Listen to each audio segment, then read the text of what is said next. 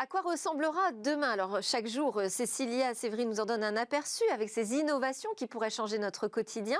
Bonjour Cécilia. Bonjour Delphine. Aujourd'hui, c'est un exosquelette que vous nous proposez de découvrir. Oui, et souvent ces exosquelettes sont destinés en général à la rééducation de patients. Alors celui-là ne fait pas exception. Aujourd'hui, il est destiné aux patients victimes d'un AVC parce qu'il faut savoir qu'en France, la plus première cause de handicap acquis chez un adulte, c'est l'AVC parce que souvent on en garde des séquelles, comme par exemple des difficultés à saisir un objet. Et c'est là précisément que va intervenir cette technologie que je vous présente aujourd'hui. Elle se compose d'une main articulée, d'un exosquelette avec un bracelet connecté et un sac à dos qu'on va pouvoir mettre sur le dos, évidemment, pour être équipé. C'est une équipe de chercheurs suisses qui a construit cet exosquelette. Et comment va-t-il accompagner le patient dans sa rééducation? Alors, l'exosquelette, en fait, va insuffler la force qui manque au patient. C'est-à-dire qu'il va accompagner les mouvements pour rééduquer les muscles, réapprendre aussi à la main à faire des mouvements avec une certaine force.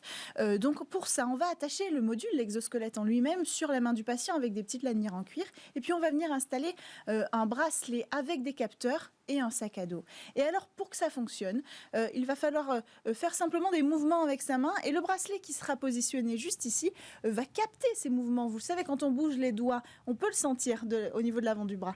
Ces informations que va capter le bracelet, il va les envoyer par signal électromagnétique dans le sac à dos. Le sac à dos va traduire cette information et donner l'ordre au moteur de s'activer. Parce que dans le sac à dos, il y a le système électronique qui anime cet exosquelette.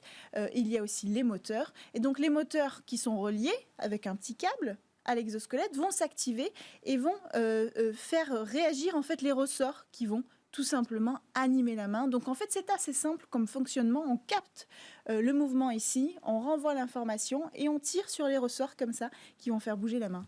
Ça veut dire quand même qu'il faut partir d'un minimum de force musculaire pour activer cette force de l'exosquelette. Oui, c'est important qu'on insuffle assez de force effectivement dans ce mécanisme-là. Et c'est le cas ici selon les chercheurs. L'exosquelette applique une force de 6 newtons par doigt. C'est-à-dire en fait, pour être clair, que l'exosquelette pourra couvrir 80% des mouvements du quotidien. Très rapidement, sa composition, comment est-il fait? Alors on a eu besoin d'un objet le plus léger possible, donc on a décidé d'utiliser l'impression 3D avec une technique nouvelle, c'est le SLS, le frittage sélectif par laser, et c'est une société allemande qui s'en est occupée. Et donc résultat, avec cette technique, on obtient une main qui ne pèse plus que 148 grammes. Selon les constructeurs, c'est beaucoup moins que ce qu'on fait aujourd'hui, mais c'est une information qu'on ne peut pas vérifier évidemment. Et le grand avantage de la 3D, c'est aussi la personnalisation.